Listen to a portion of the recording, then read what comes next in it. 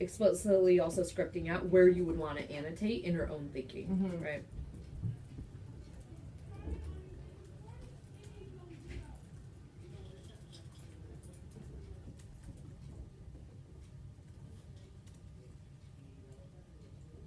I'm trying to figure out how I want to say it. Writing own I do response to clearly.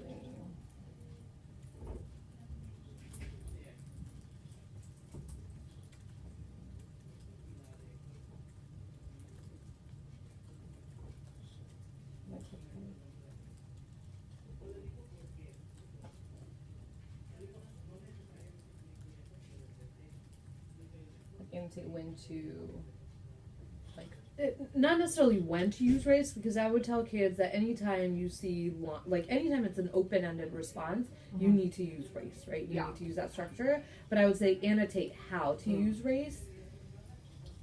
Yeah. Because the more they hear you doing it, the more they'll be able to kind of imprint that thinking into their own head. Okay. Main idea questions, you guys have a lot of those in this unit right now. Yeah. And I would also say one place where you can kind of embed this organically, especially in this unit, is in your oral drill, right? So having students either repeat the chant. Have you taught the chant to them yet? For main idea? I can send it to you right now. Or actually, I'll just link it in here. Okay. So that you have it for your next steps.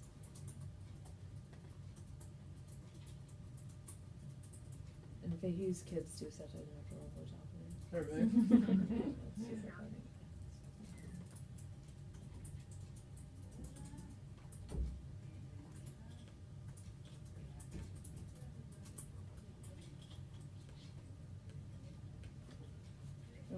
Teach here.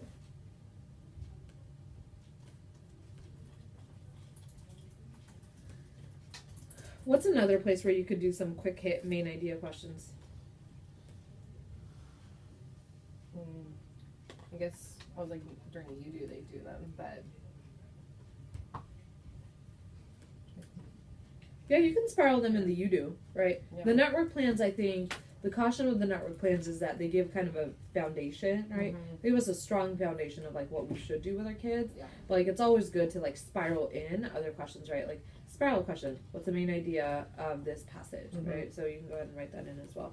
Because as you're then editing your plans, this is what's going to get your Lakers to close that gap there, right? And move more of your basic kids into those proficient and advanced categories. Ooh, and the other thing I would say is provide at least 2 supporting details.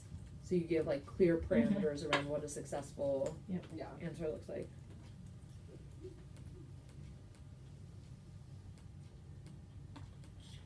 You could also potentially do some homework with it as well, right? Read passage, like main idea, or what is the main idea? How do you know? Provide like 3 pieces of supporting details. Cool. Next standard. I said 3.5, but identify historical fact versus fiction. Yep. What questions did you prioritize? 1 and 3. Yep. What was question 1? 1 is says what sentence from the text best helps us know that Out West is historical fiction. And 3? And name an example of a historical fact in Out West. Yep. And so in 1, you had 22% of your kids. The distractor there was C, which I feel like we said in our VOE. Eliza misses her little house in Ohio. What do you think they may have said, C? And so they'll recognize that Ohio is a place, and so they're like, oh, that's a fact because they know that Ohio is really a place. What's the difference between that fact and the historical fiction statement? Well, because it isn't telling facts about history. It isn't linked to like something that happened in the past. Exactly. And then 3, the distractor there was D. 27% of kids picked that. People went out west only if they lived in Ohio. Why do you think they picked? What do you think they picked D?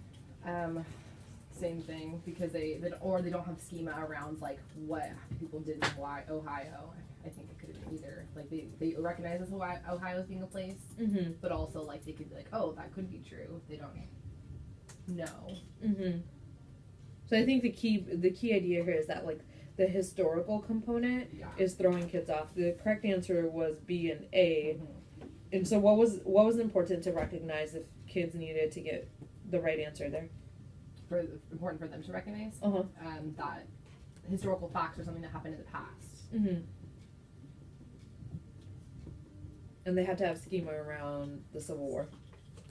Kind of. I don't know that they necessarily needed to when I was looking at the test, because I feel like if they understood that something was a historical fact, then they didn't really need to have that schema around it because the text provided that for them with the nonfiction text. Yeah. But I think at least linking the two, right? That Yeah. the Civil War is a historical event, right? So whether they built that schema in the text or outside of it, something needed to indicate to them that the Civil War is not something that like is fake, right? Yeah. And that it's something that happened a long time ago, which makes it a part of history. Yeah. Right. Okay. In your planning, what do you think was missing that led to lower levels of mastery here? I think that be able to not clearly distinguish like fact from fiction in terms of like the historical fact versus fiction. I don't know. It's like I don't know how to say that properly. Like being able to understand like there could be a fact that's not a historical fact. So like for example, the distractor was Ohio, Yeah. right? So like yes, Ohio is a real setting. It is a real place, but it's not a historical setting, right? Okay. Yeah. So I think that was my biggest issue was, and like the kids. I can understand how they got confused because they would be like, oh, well, this happened in the story, so this is like, this could be a fact, but it's not, like you said, not a historical fact. Yeah. So I think that was the biggest issue that I didn't prep them with content to understand like that. Even though I was like in the past and constantly coming back to that idea, I don't know that necessarily they really grasped onto that. Yeah. And I think at least from what I observed in some of those lessons, like the key points were in the I do explicitly stated, right? So it's like historical fact is this, historical fiction is this, right? When we identify a historical event, we do X, Y, and Z, right? Yeah. But I remember like the content being so dense that it was almost like, let's state the key points, let's move on, right? Yeah. And I think like that's where kids probably struggled with like, well, I know what a fact is. I also know what fiction is, but I don't know what historical fact and fiction is, right?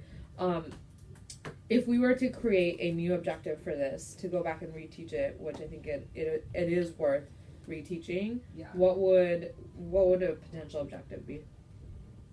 I said to be able to distinguish historical fact versus historical fiction in a text. Yeah. Or just like be able to identify a historical fact. Yeah. Yeah, and then I would say even maybe like a precursor to that is defining the genre historical fiction. Okay.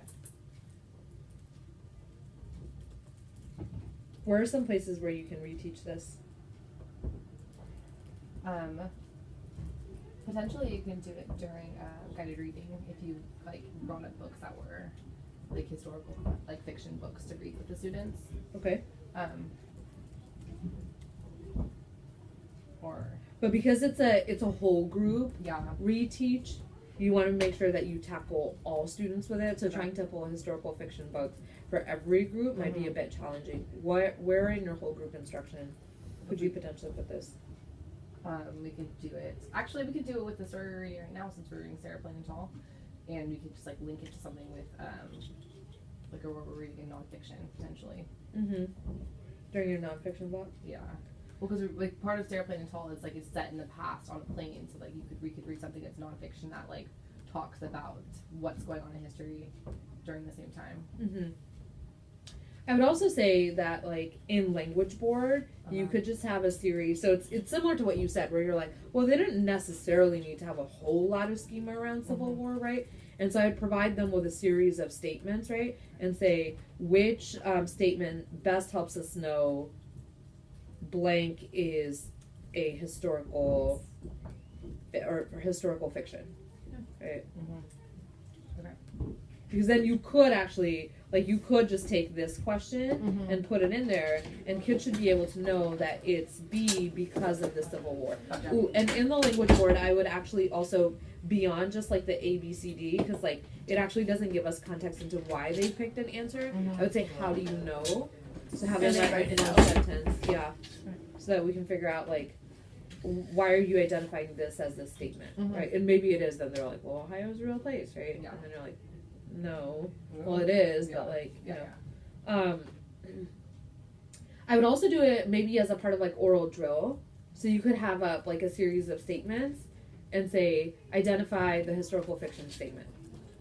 Have one student ID it, ask somebody else, how do you know? I know because, you know, the Great Depression actually took place in history. Should I continue to like use the same like time period, or should I try using different ones? Do you know what I mean? It might be worth using different ones, right? But only if we've provided context around them, right? So you don't want to be like, well, you can use like World War II. Yeah, because you guys talked about like Hiroshima and Nagasaki, right? Like they know that those are historical events that actually happened, right? And so, like I would reference those types of events in the statements that you come up with. Cool. All right, we've got like 5 minutes, yeah? Yeah, 40. Still 40. Oh, awesome. Yeah. And then for some reason on my calendar I had 30. Okay. And then I would also define the genre historical fiction as a part of oral drill. So just getting like those definitions in.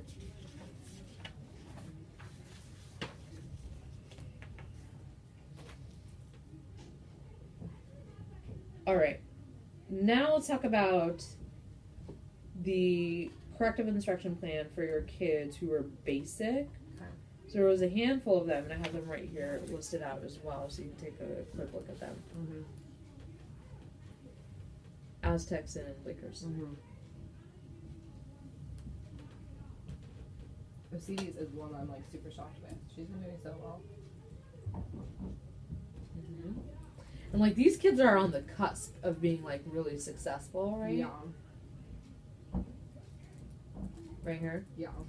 So I think what it's worth us doing is saying that, also because you have like a pretty large chunk of these kids here, that it's worth you saying you're going to target these students during the targeted teaching time, right? So like instead of being like randomized in your selection of like whose work you're looking at, who you're pushing, who you're prompting, now you have data on the kids who are basic, who are kind of on the like, they're literally on the fence to becoming proficient, right? And so let's push them more aggressively to get them there. I think one of the things we can do is if you pull up make a copy of the targeted teaching time template, let's reprioritize these students so they show up at the top of your targeted teaching time template. And they should be, Felipe put them on the phone. You know I have them. I saved them on my awesome. computer. Okay. Okay, so You want me to tell you? yeah, for should do Aztecs first. Yeah. Okay. Brandy. I'm gonna do this. Hold on, sorry. That's okay.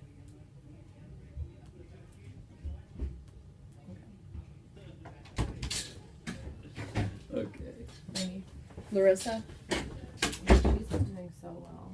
She's at 70%. I know, but I just like can see her growth, like just Yeah. in class, like so much. Her race response today looked really good. Who else? Julian.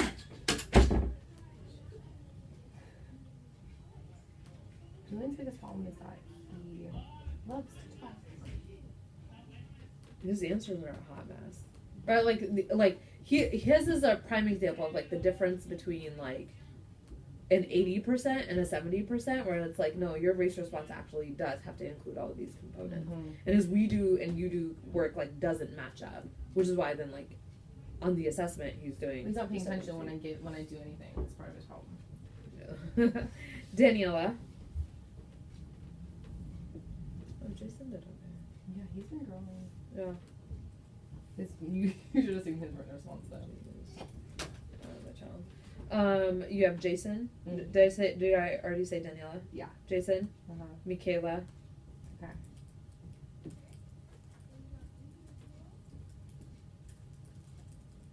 And then Bennett. Calvin and Xavier.